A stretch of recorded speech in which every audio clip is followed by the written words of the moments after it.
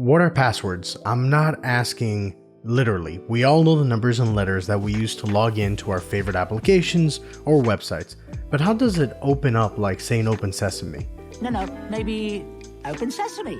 The underlying logic may surprise you. Let's dive in on this episode of Exploit Brokers.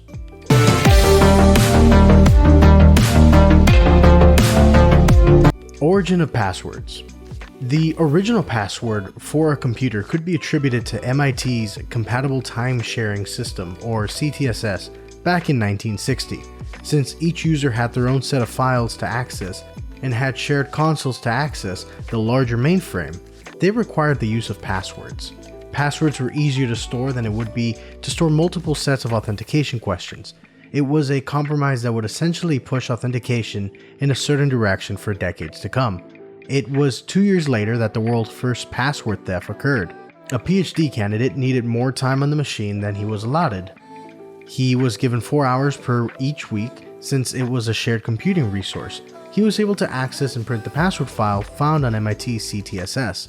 The passwords are easy to read since encryption and the necessity of encryption wouldn't be around for a few more years.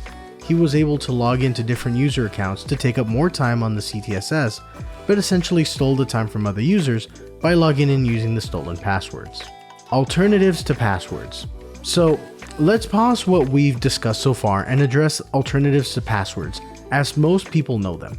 In recent years, we've seen a myriad of different authentication tech. We now have password with two-factor authentication, such as a text message or one-time password or OTP. We have biometric locks, such as fingerprint and facial recognition. We also have pattern locking, as seen on Android phones. We have our social accounts, which once you've logged in, we can then use that account to log into other accounts. The big problem for a lot of these is they're in addition to a password for the time being. So although you have facial or some other biometric lock, there is a backup password or PIN generally. This backup method can be used to essentially render the biometric lock virtually non-existent. How are passwords stored? Encryption versus hashing. So we know passwords are currently hard to get away from. Let's better understand the technology of how passwords can be stored to get an idea of what happens after you click submit. It's important to recognize there are two widely known methods of making passwords: credit cards and sensitive information unreadable to someone who shouldn't be able to read them. You can encrypt sensitive data and you can hash it. Encryption has a wide and deep history of historical methods to the modern methodologies of symmetric and asymmetric encryption. Simply put, symmetric means a single key and asymmetric means a publicly known key and a private key. Encryption is great when you want to be able to lock the data up and then reopen it later at another time. Credit card numbers are a great example. You don't want anyone but the store that needs the number to finalize the purchase to read your numbers. The store, however, needs to be able to read the number, and thus something like asymmetric key has become useful for creating a secure tunnel for your computer and the store to set up a secured communication line. This is a very simplified example, and the inner workings of something like SSL is more complex and uses both symmetric and asymmetric encryption. Hashing, on the other hand, is more of a one-way street compared to encryption. Hashing is great for one-way conversion of data for records, signatures, validating of data, and different purposes. Hashing, however, cannot be used in the same scenario we use for our encryption. Since hashing is a one-way, you cannot submit your credit card number as a hash because the store will be unable to change the hash back to your credit card number, so they can charge you. Hashing, however, is great for checking that a document has not been tampered with. You can hash a document and compare it against the valid hash given by the source of the document.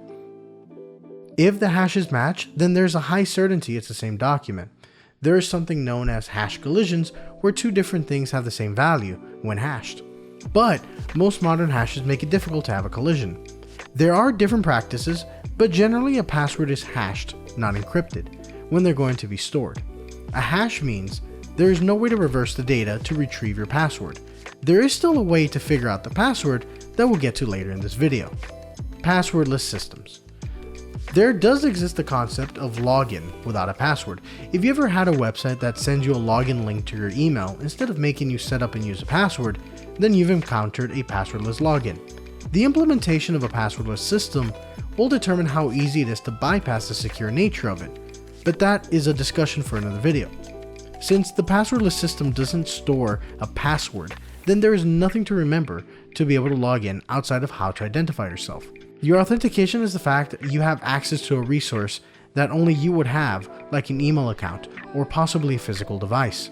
Passwordless systems are gaining traction as passwords are getting easier to crack due to innovations in password cracking technology. Cracking passwords.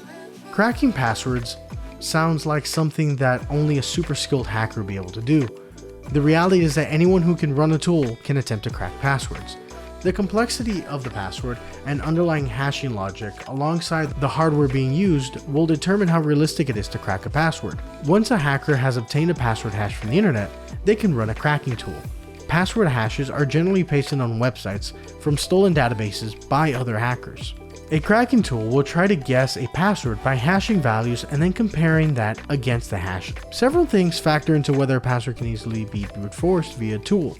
Password can easily be hashed using a salt or randomly added piece of data before the hashing occurs.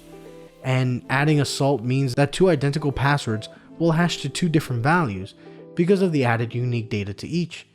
Even if a cracking tool knows the hash in the salt, they would still have to crack each one because of the uniqueness of the salt added.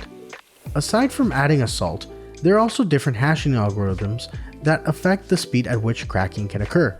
Different hashing algorithms take different speeds. Some are fast and others are very slow.